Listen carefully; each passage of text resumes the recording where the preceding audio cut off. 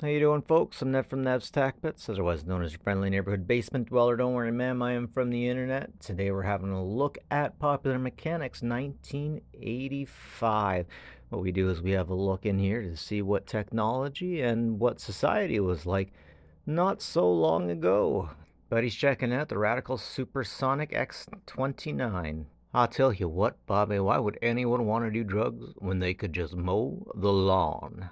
Good ways to keep the squirrels out. I have seen that cone before. I have never seen that pipe. What a wonderful idea. I wonder how well it works. Squirrels always seem to find a way. Ford Ranger, America's truck. It seems to be this is the truck you get if you don't need a whole lot or if you want your friends to laugh at you with their bigger trucks. Could you imagine piloting something like this with your knees and not with your hands? I bet you could get the hang of it, but still. Now that dashboard definitely looks interesting, but I feel like it'd be the kind of thing you get one little thing going, you'd have to replace the whole damn thing. You know, it's in 80s advertisements when you get the grid, the airbrush advertisements. Something that we don't have a lot of these days. I really appreciate it. Oh, an Oldsmobile. I want one of those Woodies. Want one of those old Woodies.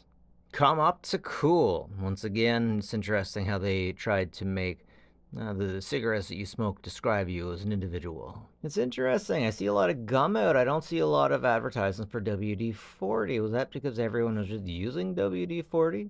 Never heard of gum out until I started looking through these magazines. Footwork. I wonder if that works for yeast infection. Apparently it's the same beast. Well, I'll never trust a Crown Vic again. My dad bought my mom one and it didn't work whenever it was absolutely most essential for it to work.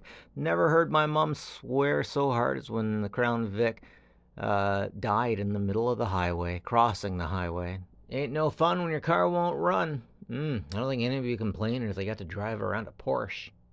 Is it too dark on your kitchen table? Well, why don't you get some of these external lights? These clip lights, well, it might not look like much. Man, anyone who's had to do work in crazy areas know that these are worth it. Oh, here we go. We're getting into the van generation where the vans don't look like free candy units. They figured out that the station wagon can get a little higher. Merit filters. One of these days I'm going to run across one of the advertisements for the filters that had asbestos filters for the cleanest inhale. Now I think this is the Canon unit that you could hook directly into your VCR and record that way, which really helped a lot of people get into the market. I never had to use those old cans. You guys gotta tell me, was there much problem with those things leaking? I guess this is about the time I've been asking. I've been wondering when they switched over to the plastic bottle. I guess this is about it.